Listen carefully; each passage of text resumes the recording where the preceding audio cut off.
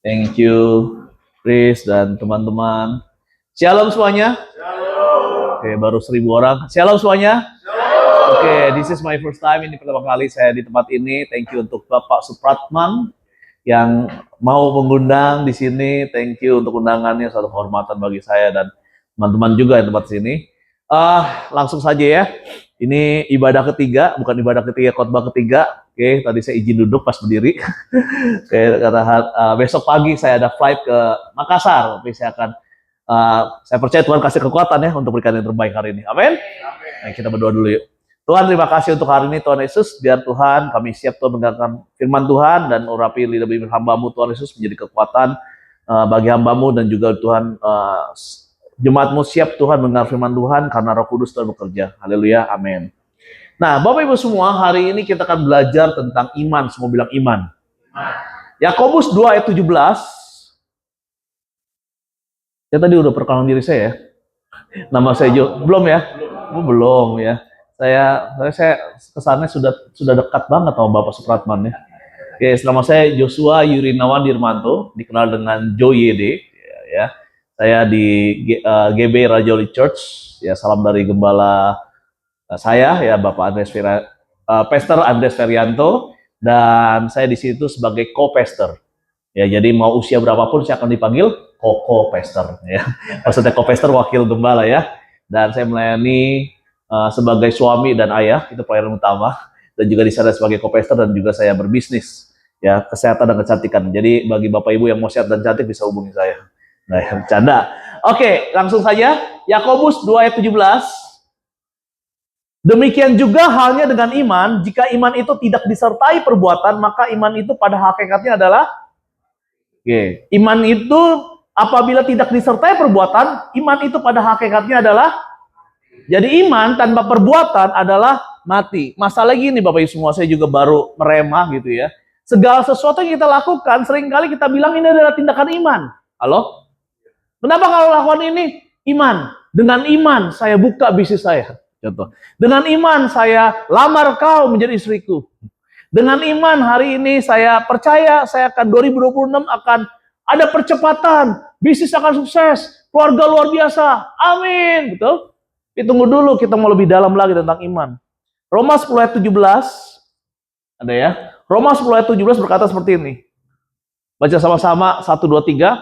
Jadi, iman timbul dari pendengaran dan pendengaran oleh firman Kristus. Jadi seringkali kita bukannya iman tapi diiman-imani. Halo? Nah, maksud saya, dari bagaimana cara kita nggak pernah dengar firman tapi kita bilang itu iman. Bagaimana saya bilang ini kata Pak Supratman, Pastor Supratman, tetapi saya nggak pernah ngobrol sama Pastor Supratman. Nanti maksud saya, itu timbul dari mana? Seringkali iman timbul dari kedagingan kita, keinginan kita. Halo? Makanya seringkali kita hari Minggu kesaksian, bingung gitu kan. Ayo, siapa yang mau kesaksian?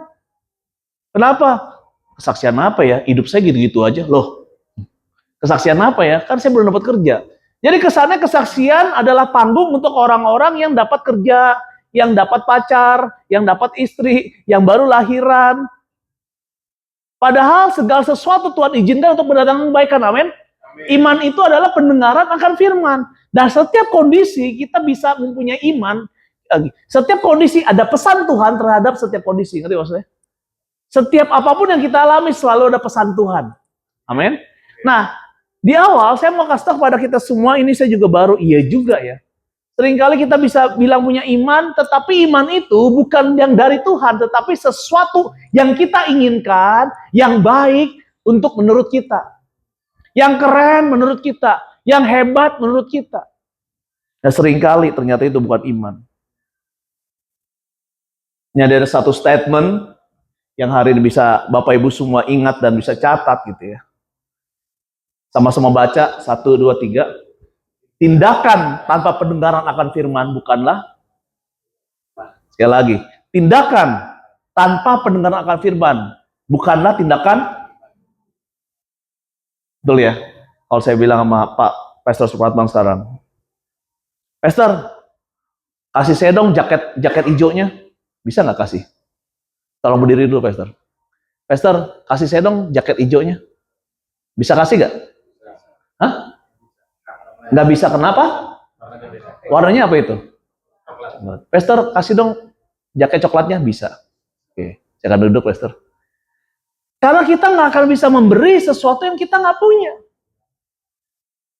Bagaimana kita bisa bagaimana kita bisa bertindak kalau nggak ada pengarahan? Ngerti nggak saya?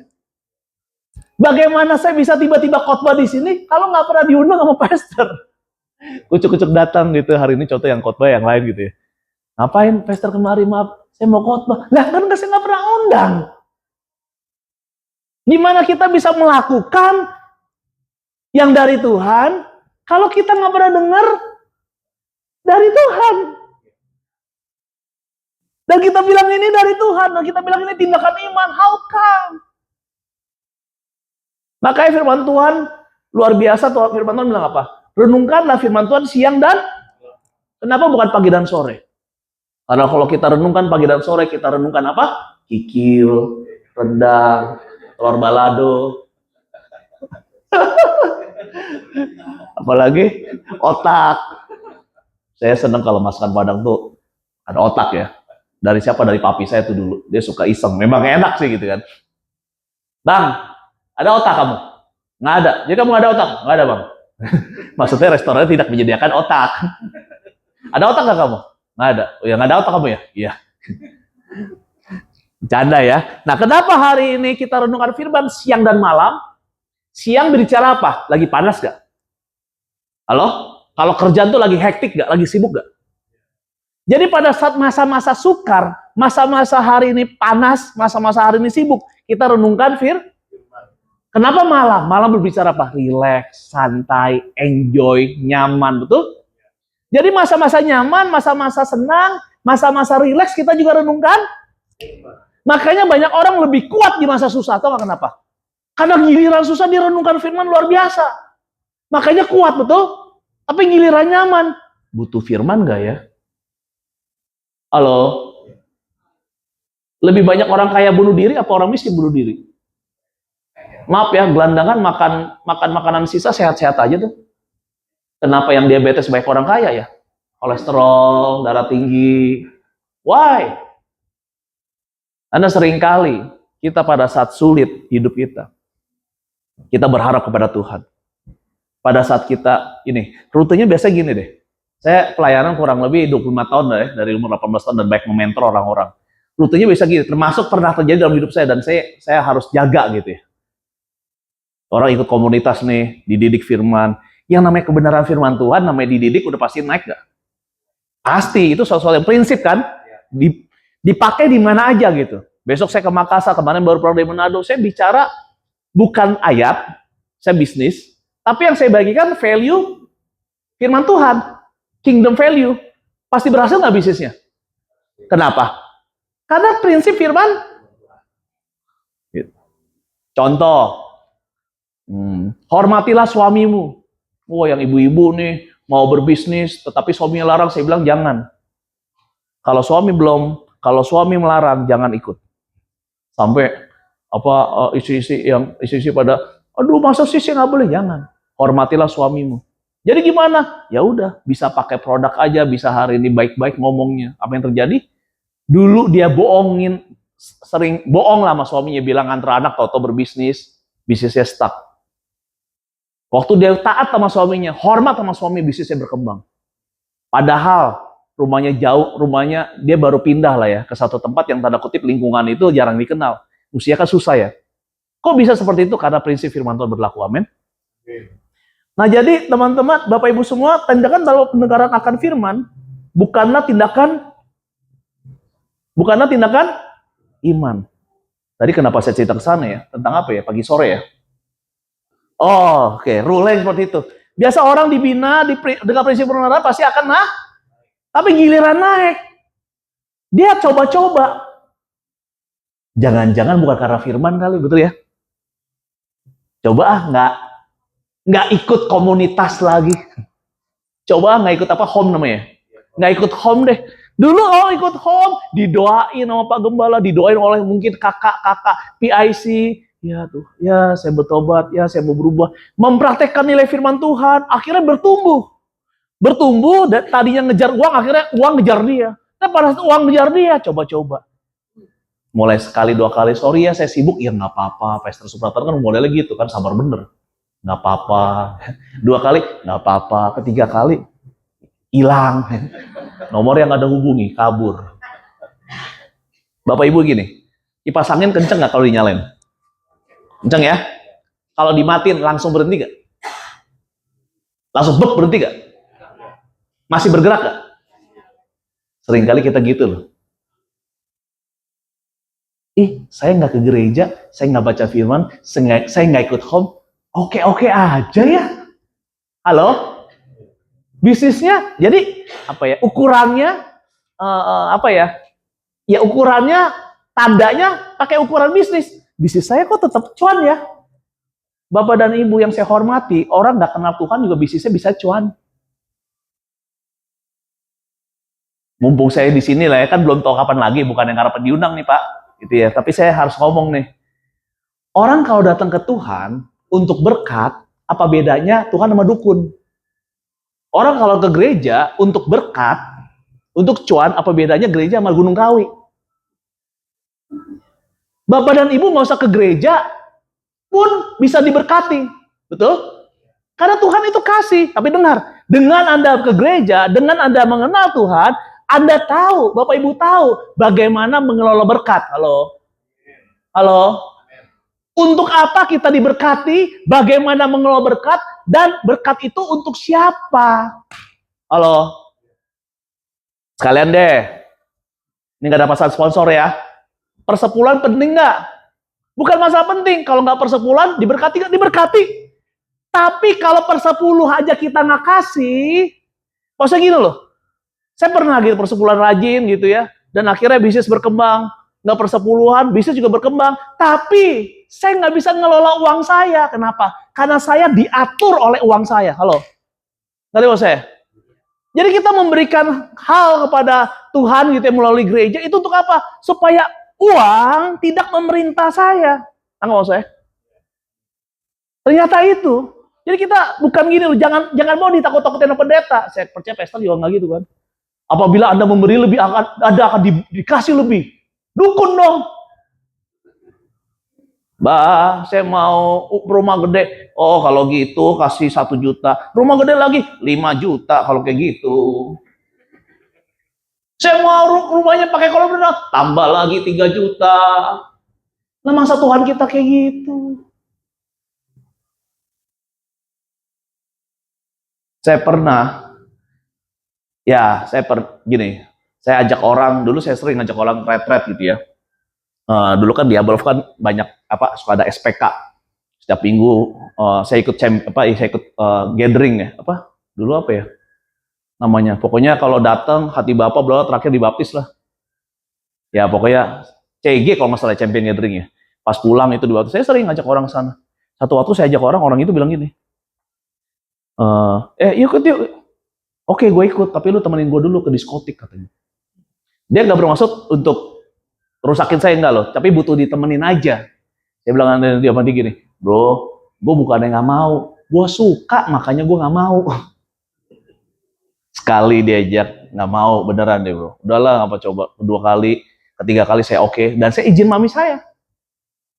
Waktu saya datang, wow, dunia ini. Awalnya dalam nama Yesus. Kedua, dalam nama Yesus. Yang ketiga kali, nama kamu siapa, sus? Ya intinya pada saat saya datang, pokoknya intinya singkat cerita, dia nggak datang, saya datang Senin sampai Sabtu. Itu kondisi saya dulu. Sudah pelayanan. Apa yang terjadi? Saya tetap khotbah Sabtu Minggu. Kayaknya lebih ramai malah ya. Bukan gara-gara datang gitu. Maksudnya, jangan melihat orang dari ukuran, berapa banyak pelayanan, bukan gitu. Tapi saya nggak bisa ngelola kehidupan saya. Ngerti maksud saya? Halo?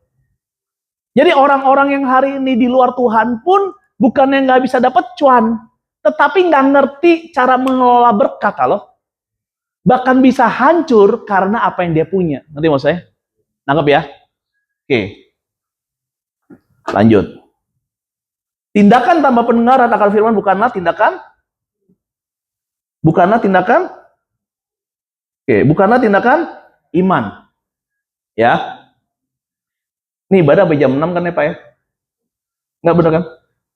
Oke, saya selesai jam setengah. Nah, makanya banyak orang bilang kayak gini nih. Slide selanjutnya. Belum loh, itu tadi. Gas mana gas? Nah ini. Semua bilang apa? Gas. Semua bilang 1, 2, 3. Gas. Makanya ada tanda tanya. Waktu kita bilang ini, gas. Tunggu dulu. Ini iman bukan? Halo? Bagi orang muda sering bilang, gas, gas aja. Tanda tanya, apakah ini tindakan iman? Kita mau lebih dalam yang membuat dengar ini antara bapak dan ibu langsung bertobat, kalau nggak bisa murtad ini. Yakobus 2 ayat 21. Keren nih, keren banget. Baca sama ya, 1, 2, 3. Bukankah Abraham, ini bapak orang beriman ya, bapak kita dibenarkan karena ketika ia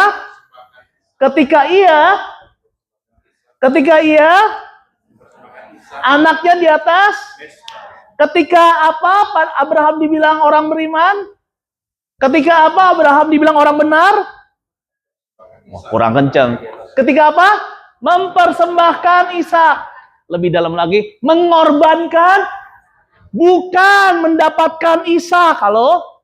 Makanya banyak orang bingung diminta kesaksian, kenapa? Gue dapat apa ya? Gue belum ada kerjaan. Tapi dengar, bab Abraham dibilang apa? Dibenarkan perbuatannya bukan pada saat dia berhasil mendapatkan Ishak. Justru pada saat dia mempersembahkan Ishak. Keren nggak? Itu iman. Nah, ini ada satu quotes dari seorang murid yang dikasihi Tuhan, yaitu saya sendiri. Boleh dong, masa nggak boleh?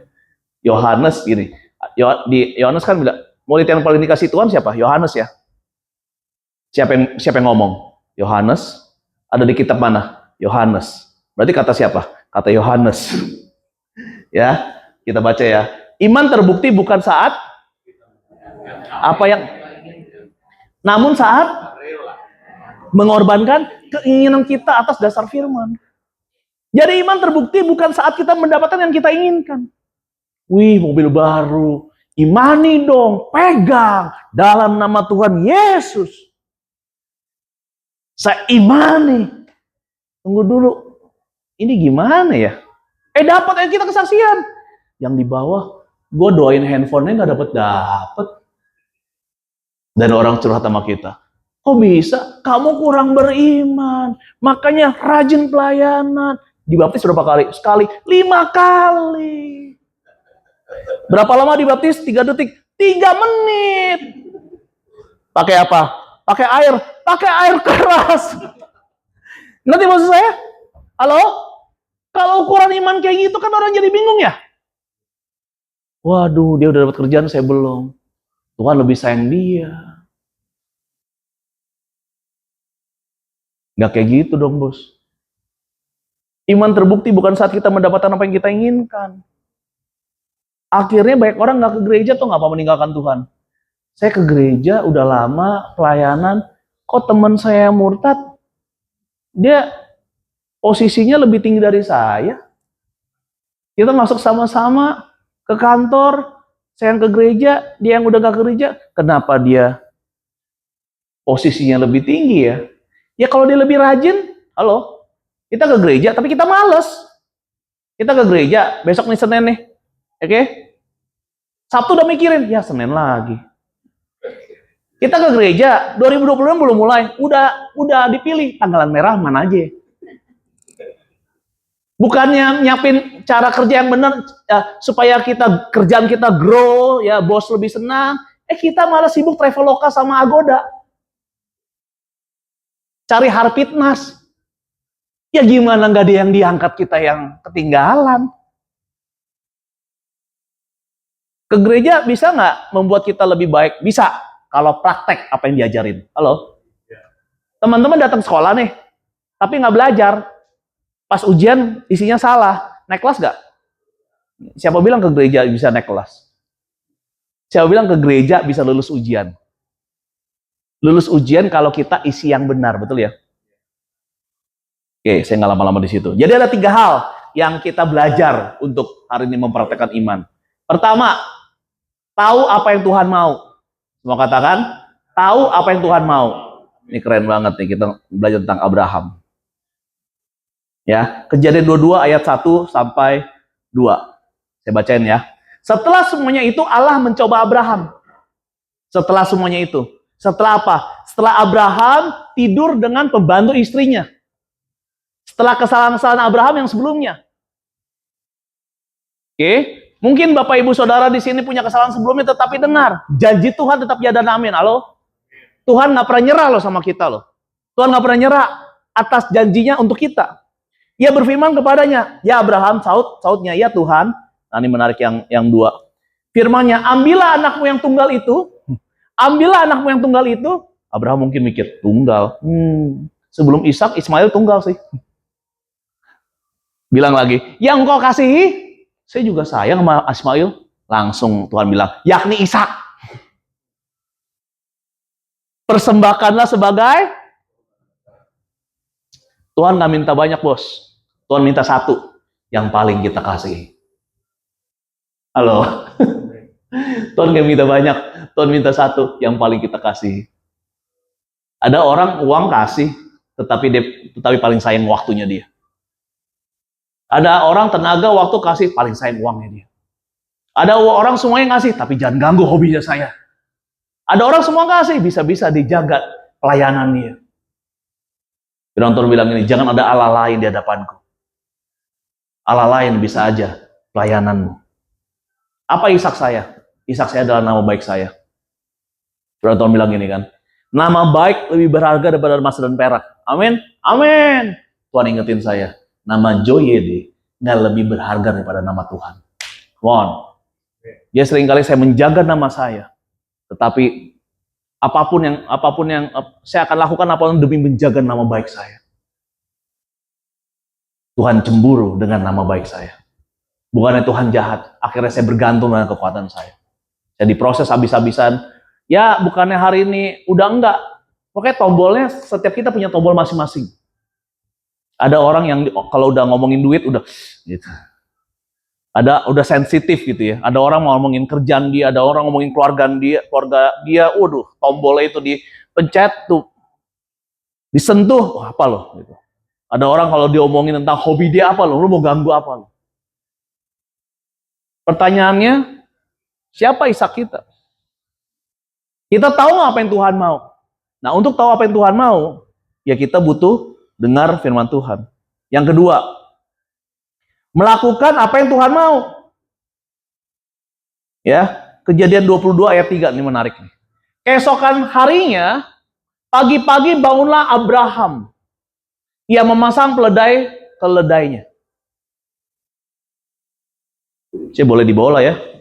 Kayaknya jauh bodoh. Pesannya tinggi. Abraham. Keesokan harinya pagi-pagi. Pagi-pagi apa? Bangunlah Abraham. Untuk apa Abraham bangun? Untuk apa itu semua? Mengorbankan? Kira-kira Pastor Supratman, besok mobil kamu harus dikasih kepada Pastor Joyede. Bangun pagi-pagi gak? Kalau bisa sih sore malam gitu ya. Ngerti gak sih maksud saya? Ini udah kita kasih, semua yang kita kasih, semua yang paling kita sayang, dan kita bangun pagi-pagi. Antusias. Kesannya bukan yang ngasih anak, tapi nambah anak. Kok bisa sih? Abraham bangun pagi-pagi. Gampang gitu, yang paling kita kasih apa? Contoh kita baru yang lagi hobi pedal di sini deh. Kayak baru beli raket paddle gitu.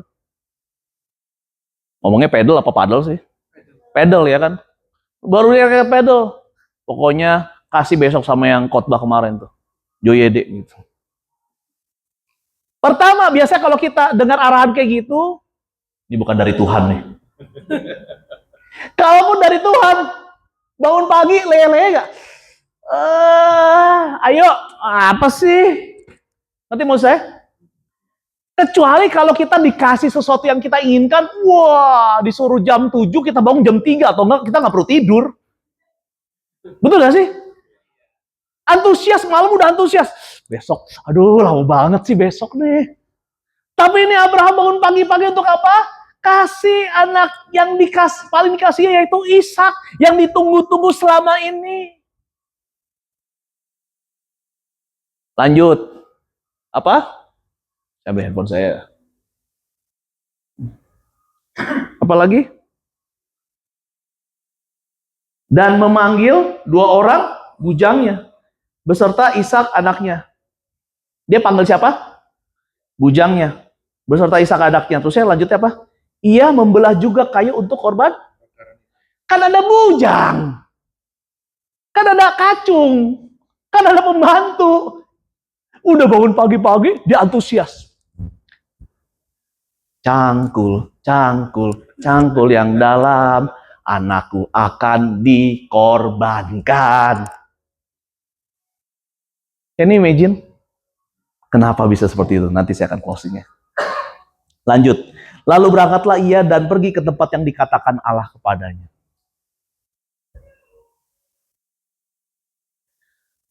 Dan yang terakhir, mendapatkan apa yang Tuhan mau. Ya, Firman Tuhan bilang gini, kita tahu lah ya, akhirnya dia korbankan, dia taruh Ishak di Ishak ini kurang lebih itu bukan anak bocil ya, itu belasan tahun, kurang lebih hampir 20 tahun. Jadi badannya ini kekar gitu, maksudnya badannya itu bisa untuk melawan. Tapi kok Ishak bisa nurut ya? Tahu nggak kenapa? Karena bapaknya nurut sama Tuhan. Halo para papa mama. Lakukan apa yang ingin Anda anak lakukan. Jangan lakukan apa yang ingin anak kita lakukan. Ngerti maksudnya?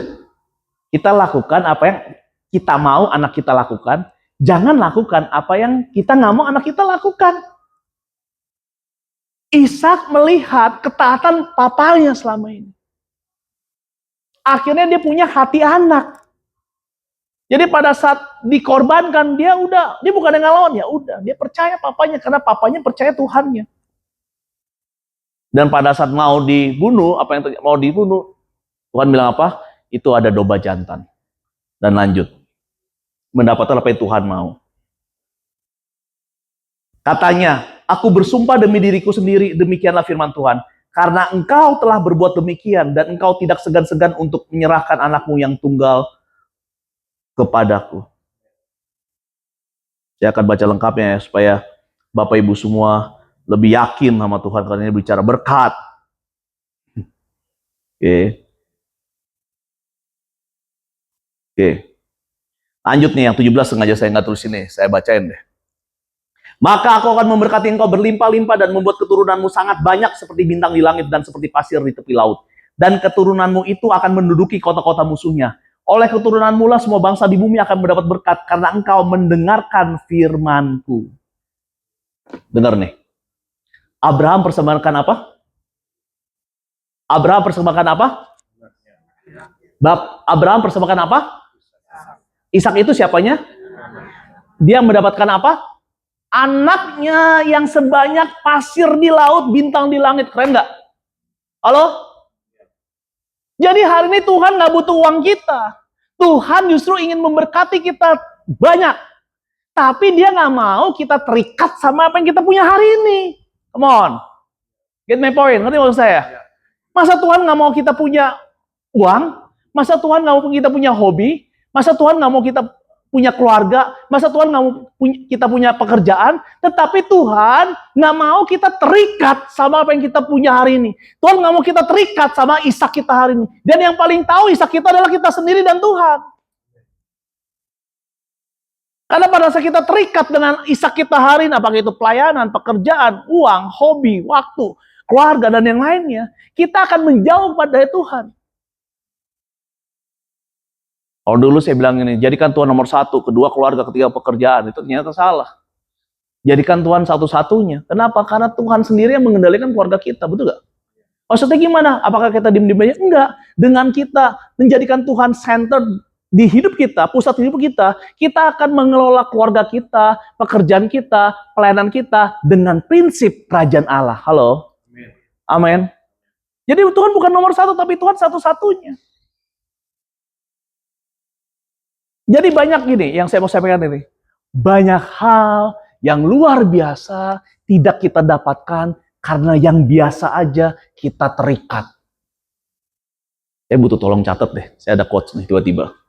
Banyak hal yang luar biasa, banyak hal yang sesungguhnya tidak kita dapatkan karena yang biasa kita pertahankan. Wih, keren juga ya.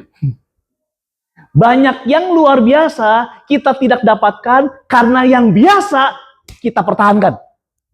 Come on. Tuhan mau Abraham mendapatkan janji Tuhan, yaitu apa? Menjadi bapak segala bangsa. Tetapi Tuhan nggak mau Abraham terikat sama Ishaknya. Halo? Jadi Tuhan bukannya mau kita menderita, Bapak Ibu semua. Tapi Tuhan nggak mau kita terikat sama yang kita cintai selama ini lebih daripada Tuhan. Almarhum papi saya waktu masih hidup gitu ya, dia bilang ya sama saya, Yos, jalan-jalan yuk, ke sini yuk. Bukan jalan-jalan lah, temenin papi sini yuk. Saya bilang gini, nanti ya Pi, Yos sibuk. Pas Yos udah sukses, pas lagi Yos, saya bilang apa ya, pas saat Yos sukses apa, ada waktu, nanti kita pasti sering jalan-jalan. Bohong, bisnis kecil aja nggak ada waktu, gimana bisnis gede? Halo, yuk ke gereja yuk, ikut home yuk. Aduh sorry nih, kerjaan baru ngerintis, nggak ada waktu saya. Bohong. Bukan bahasa nggak ada waktu, nggak prioritas aja. Coba kalau datang home dikasih 10 juta, bisa. Di mana? Di mana? Tapi home-nya jam 10, saya datang.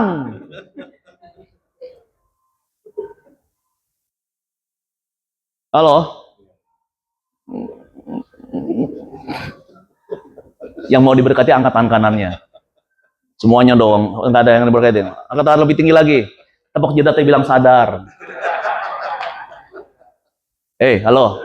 Berkat mah masalah gampang kalau kita sadar. Pak Gembala seneng banget. Nggak ada pesan sponsor ya. Masalah prioritas. Kerjaan masih biasa ya, bisnis masih biasa aja, nggak ada waktu, gimana udah gede. Make sense nggak? Make sense nggak? Gimana caranya ya?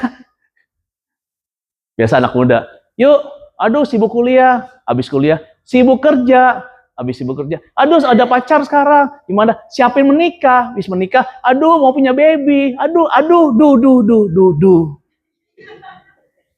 Tapi nanti giliran ada masalah, Pak Gembala, doain saya nyesel.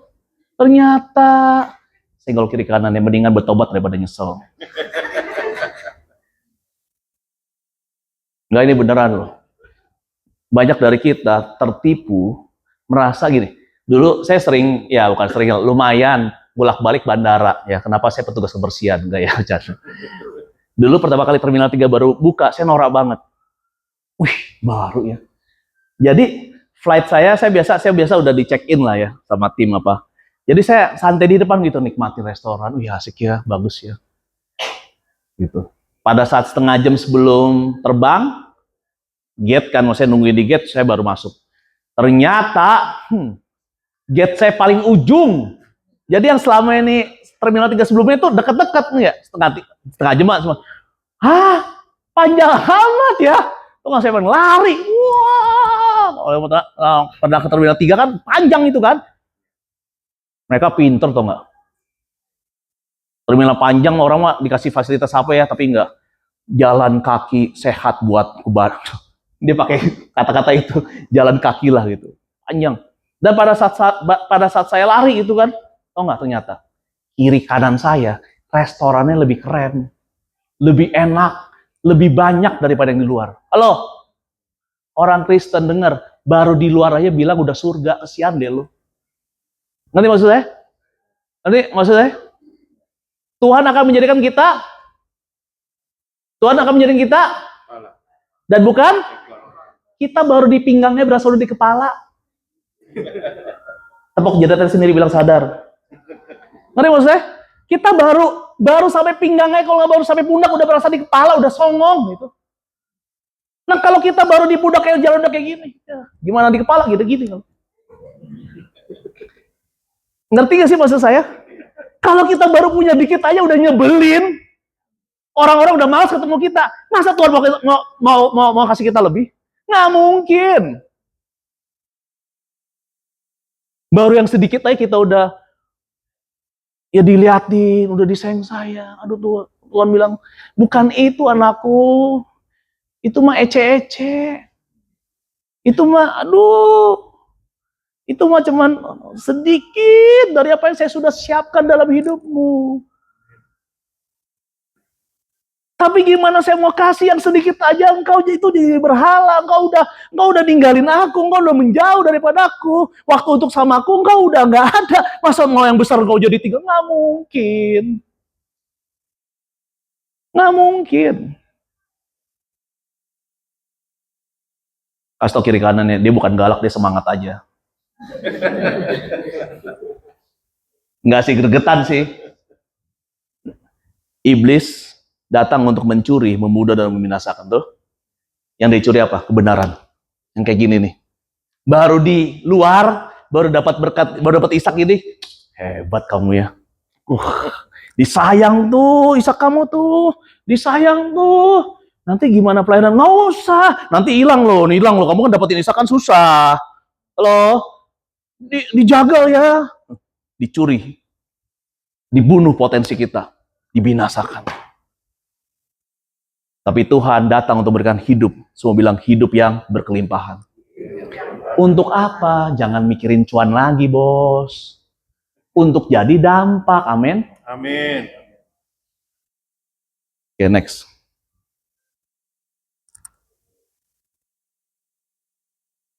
Nah, ini keren. Ya, kok saya jadi sombong ya, keren sama quote sendiri. Baca sama-sama, 1, 2, 3. Abraham taat mengorbankan Ishak, anak yang dikasihinya. Karena Abraham mengenal. Halo? Nangkep ya? Abraham taat mengorbankan Ishak, anak yang bukan karena dia benci Ishak loh. Bukan karena tiba-tiba dia gak sayang sama Ishak, tetapi Abraham mengenal Allah yang mengasihinya. Kalau kita hari ini rela mengorbankan hobi kita, uang kita, tenaga kita, waktu kita untuk Tuhan, bukan karena kita jadi nggak sayang sama pekerjaan kita, salah. Tapi kita mengenal Allah yang mengasihi kita. Halo? Come on. Bukan kita jadi tiba-tiba nggak mengasihi, bukan jadi kita tiba-tiba benci keluarga kita, benci pelayanan. Tuhan kita nggak kayak gitu. Tetapi karena kita mengenal Allah yang mengasihi kita rela mengorbankan sesuatu yang kita kasihi. Jadi kita jangan berusaha untuk gini. Kalau kita mengenal Allah yang mengasihi kita kayak Abraham loh. Disuruh ngapain antusias loh, meskipun itu menyakiti hati kita. Ngerti gak sih maksudnya? Bangun pagi-pagi, potongin kayu. Kok bisa gitu? Karena dia mengenal Allah yang mengasihi dia. Makanya pengenalan akan Bapa seharga salib Yesus. Abraham, Bapa dengan kita, hubungan kita terputus. Tetapi karena Yesus mati untuk kita, hubungan kita dengan Tuhan jadi bisa langsung. Sebegitunya hubungan Bapak Ibu semua. Sebegitu pentingnya kita baca firman untuk mengenal Allah lebih dalam lagi. So the question is, saya sudah mau selesai, saya minta please. Oke, the question is apa? Apa Ishakmu? Saya pikir pada saat saya kasih uang, ya udahlah, gua kasih, ya pokoknya intinya, oke lah saya bantu. Kasih waktu pelayanan, kerja buat Tuhan, selalu manis, cek. Waktu, tenaga, hati, apa-apa, meskipun ini nggak apa-apa. Ternyata Ishak saya bukan itu. Ishak saya nama baik saya. Saya tersinggung kalau nama Joyede diomongin, dibilang salah, dikritik. Ternyata itu loh nama baik saya. The question is sekarang hari ini, apa Ishakmu? Apakah Ego, apakah waktu, apakah keluarga, apakah pasangan, apakah anak, apakah pelayanan, apakah gereja, apapun itu bisa jadi Ishak kita. Nah, jadi bagaimana? Yosua 1 ayat 8 solusinya. Oke, baca sama-sama. Janganlah engkau lupa memperkatakan kitab Taurat ini, tetapi renungkanlah siang dan malam, supaya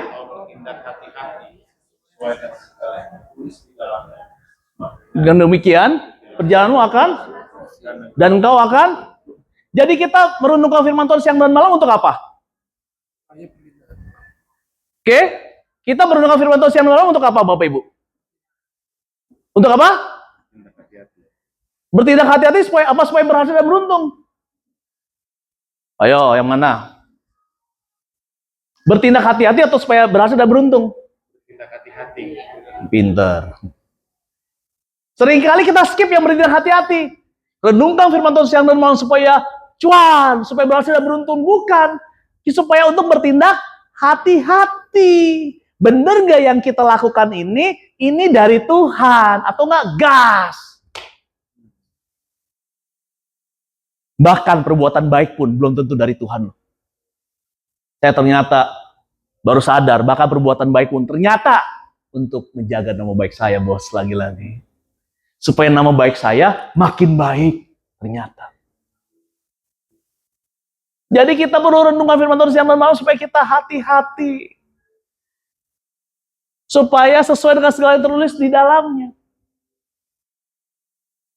Tadi siang saya khotbah taping online untuk nanti tanggal 21 Desember ya, untuk gereja saya, untuk ya temanya Natal. Di situ ada blueprint. Nanti blueprint untuk rumah supaya dapat rumah yang indah ya. Nah, Tuhan punya blueprint rancangan damai sejahtera untuk kita, betul? Untuk memberikan masa depan yang penuh harapan. Nah, kita harus hati-hati supaya kita ngerjain blueprint yang ada, betul ya? Supaya nggak salah. Kalau di sini ada yang suka main Lego, kan ada kan, supaya nggak salah masang. Supaya apa? Perjalananmu berhasil dan beruntung. Contoh, hari ini saya diundang kemari gitu ya oleh Pastor Supratman. Saya bukannya kemari, perjalanan saya tuh lancar, nggak ada macet. Yang tadi mestinya setengah jam cuma 15 menit. Nyampainya di Kokas, bukan ke Kuningan City. Berhasil lah perjalanan saya. Tapi saya berangkat perjalanan yang macet, masuk gang sempit banget. Nyampe ke Kuningan City, berhasil nggak? Jadi perjalanan berhasil, ada perjalanan yang apa? Sampai ke tujuan. Meskipun macet, meskipun sulit, meskipun banyak bebatuan. Ini usah saya. Tapi kalau orang dunia perjalanan berhasil adalah perjalanan yang nyaman. Nggak peduli nanti ujungnya apa. Come on. Dan Tuhan sudah siapkan masa depan yang cerah. Kita hati-hati, perjalanan ini berhasil gak? Jalannya berhasil gak? Maksudnya kenapa? Seringkali kita tertipu. Firman Tuhan bilang gini kan, laluilah jalan yang sempit. Jangan laluilah jalan yang lebar, banyak orang melewatinya. Jalan yang sempit, engkau sendirian, sedikit orang melewatinya. Udah susah, gak ada orang lagi. Jangan-jangan itu yang benar, betul ya? Makanya kita butuh renungkan firman Tuhan siang dan malam supaya yakin apa yang Tuhan kasih yang benar. Amen. Berbicara iman, berbicara melihat ujungnya. Amin. Orang-orang yang hidup dari iman gitu. Hidupnya kelihatannya proses ya. Dia rela diproses ya. Tapi bisa senyum, tau gak kenapa? Saya ke atas lagi deh. Jadi orang yang hidup dalam iman, itu meskipun susah, gak kelihatan susah, tau gak kenapa? Halo? Jawab dong. Meskipun susah, gak kelihatan susah, tau gak kenapa? Ujungnya ngeliatnya. Tahu sate Hanjawar di puncak? Sate kambing. Orang Jakarta, saya dulu ya sering ke puncak, cuman gara-gara makan sate habis itu pulang lagi. Dari Jakarta lama, mungkin macet tapi happy. Kenapa? Satenya enak banget. Saya punya nomor handphone, jangan minta saya. Jadi pas saya sampai udah langsung tersajikan. Kalau itu rame banget. Pastor kalau mau minta kita pergi bareng. Pastor yang bayarin. Ngerti maksud saya? Makanya pada saat dia hari ini sempit, susah, kok bisa sukacita? Firman Tuhan bilang bersukacita senantiasa, meskipun sempit. Yang dia lihat beda sama orang lain. Orang lain lihat apa? Kesian ya, betul ya? Yang sempit ya. Yang sempit lihat apa? Kesian ya, kesian apa? Kan hidupnya nyaman, kesian ujungnya. Halo? Nanti maksud saya? Nah, orang-orang yang hidup dari iman, dia nggak peduli perjalanan, dia peduli nyampe-nya apa. Kita nggak bisa hidup dari iman kalau tidak benar firman Tuhan. Makanya orang Kristen itu cuan banget. Halo?